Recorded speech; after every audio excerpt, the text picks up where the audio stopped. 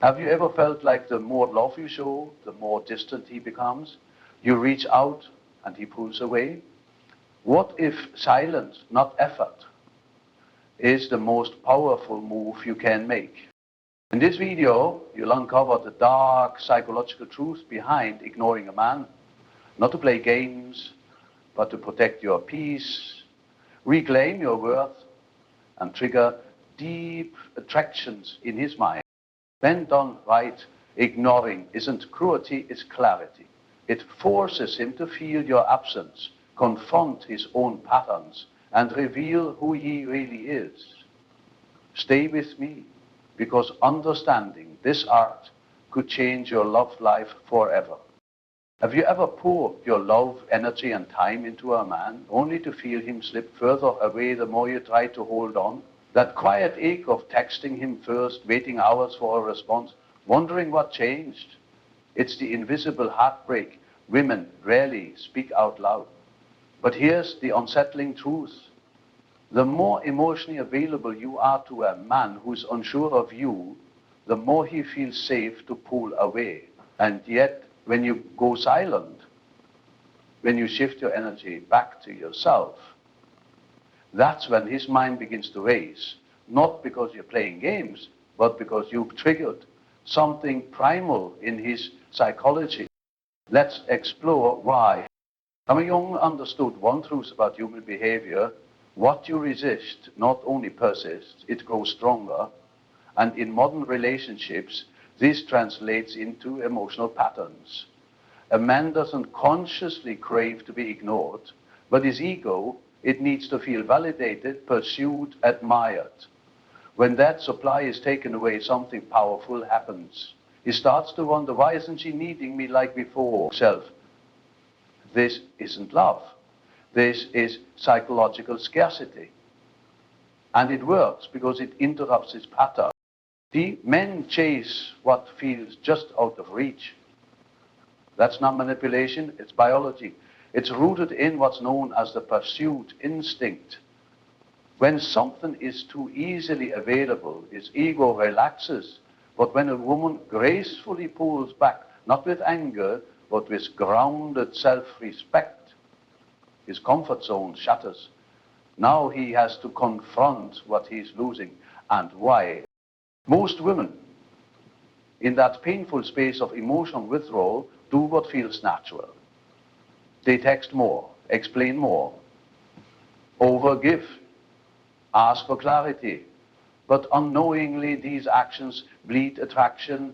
They don't create closeness. They confirm his emotional power. What works is silence with intent, detachment with dignity, shifting from how do I get him back to how do I come back to myself. That's where your real power lives.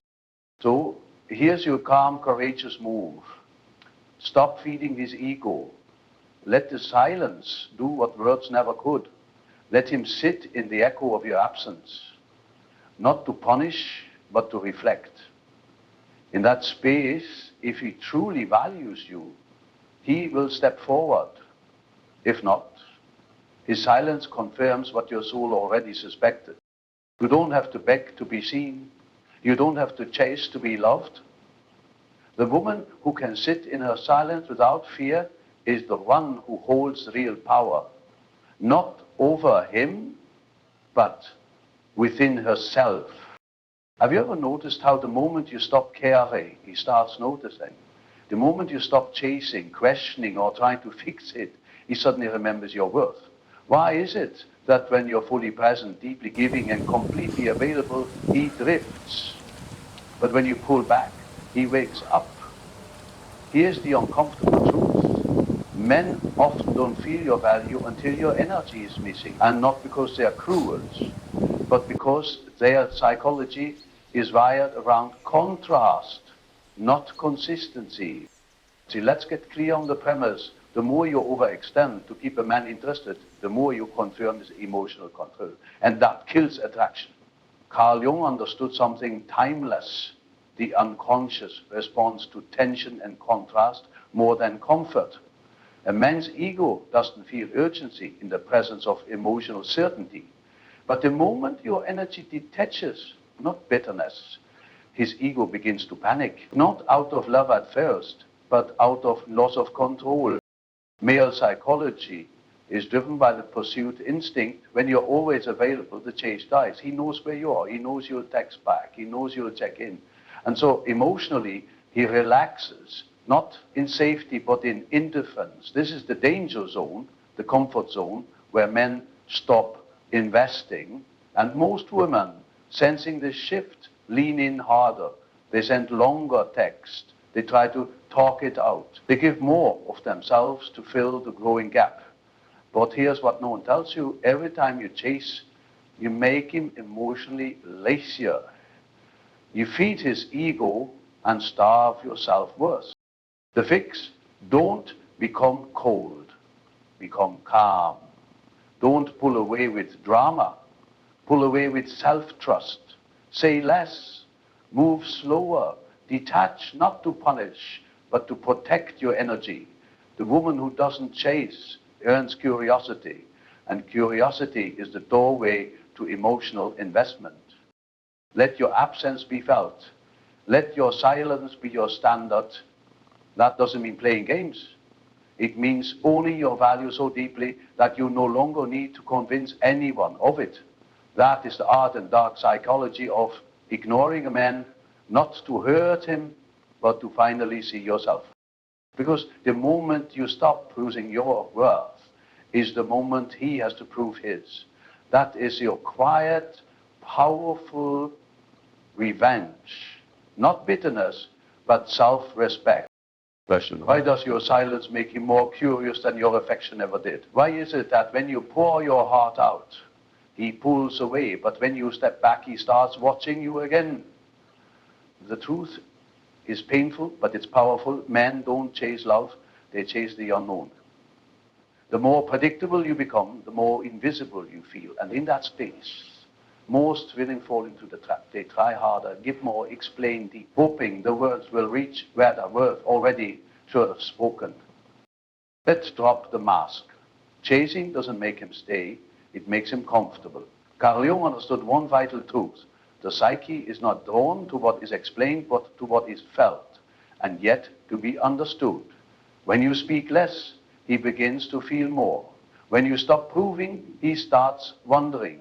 And that mystery doesn't equal rejection. It creates internal contrast. It makes him sit with his own emotional absence. It shifts the dynamic from I've got her to wait. What just changed? Male ego feeds on predictable validation. He may not consciously say it, but when you always show up with love, with attention, with effort, he places you in a psychological box. The moment you act out of pattern, you disrupt that ego, not by being cruel, but by becoming unreachable in the way you used to be accessible. He senses something's changed, not in a loud way, but in the silence. And that silence makes him feel it's not powerful, but uncertain. What do women usually do in this moment? They text again.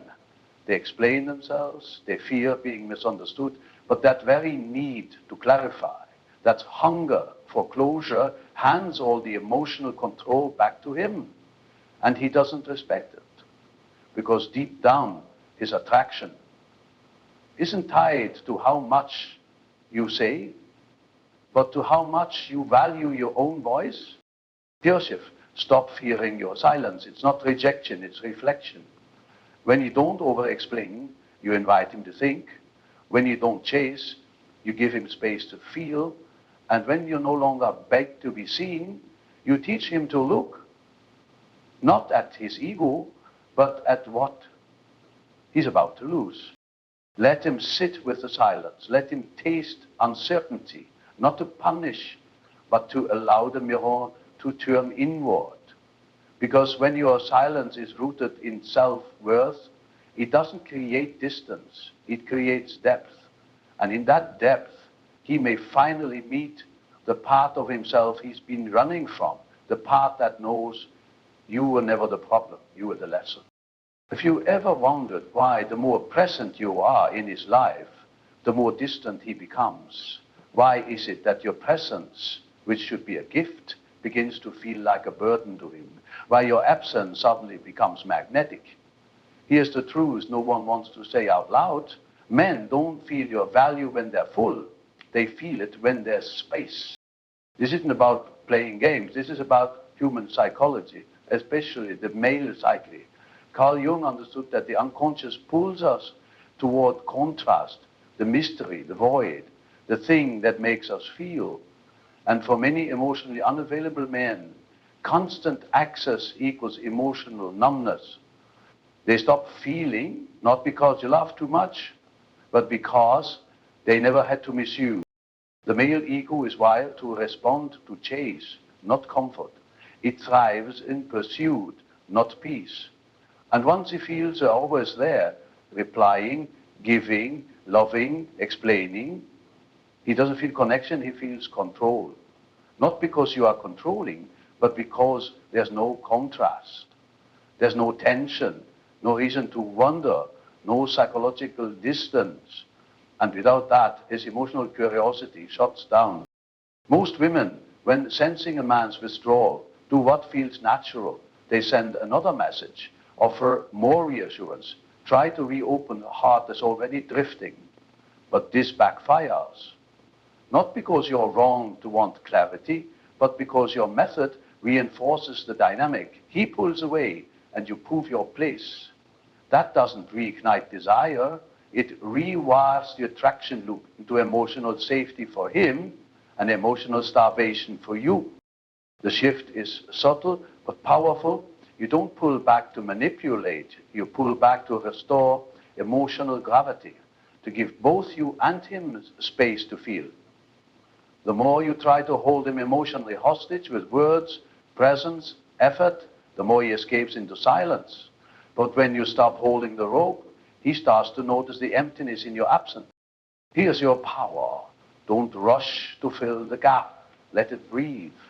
Let the silence speak. Let the distance create awareness in him and restoration in you, because when you stop begging to be noticed, you begin to be felt.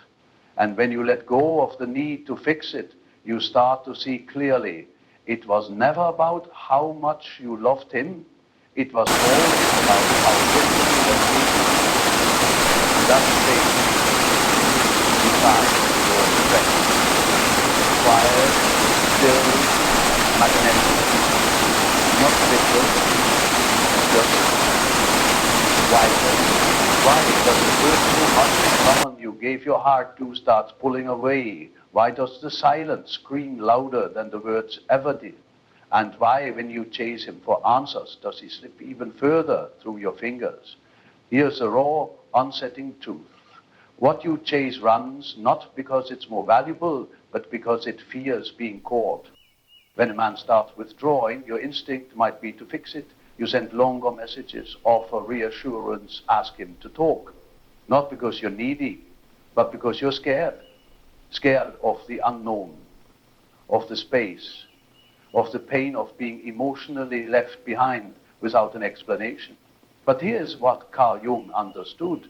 The psyche seeks equilibrium, and when one energy overcompensates, the other pulls back, not out of cruelty, but out of imbalance. Male psychology is deeply wired around validation and ego. When you're overly available, overly giving, overly understanding, his unconscious mind stops seeing you as a choice and starts seeing you as a constant. The misday fades, the chase dies. His ego gets fed, not his soul. And emotional unavailability often emerges not because he did something wrong, but because he doesn't know how to receive love he didn't earn. So what happens when you chase? You interrupt the mirror. Instead of reflecting his distance back to him and forcing him to confront it, you rush to fill the emotional void he created. And that kills attraction. Why? Because now he doesn't have to feel your absence. He doesn't have to wonder, fear, or miss. He gets to coast in emotional comfort, while you twist yourself to close the gap. But there's another way. a soft, a stronger path. Mirror his energy. If he pulls back, don't react. Observe. Protect your peace. Let his silence speak without your translating it for him. Let the truth rise without your forcing clarity.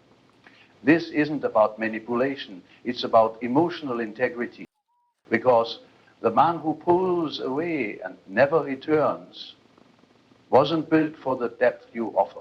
And the one who feels your absence, who realizes what he stands to lose, will come toward you with clarity, not confusion. So don't chase, choose. Choose your dignity over desperation.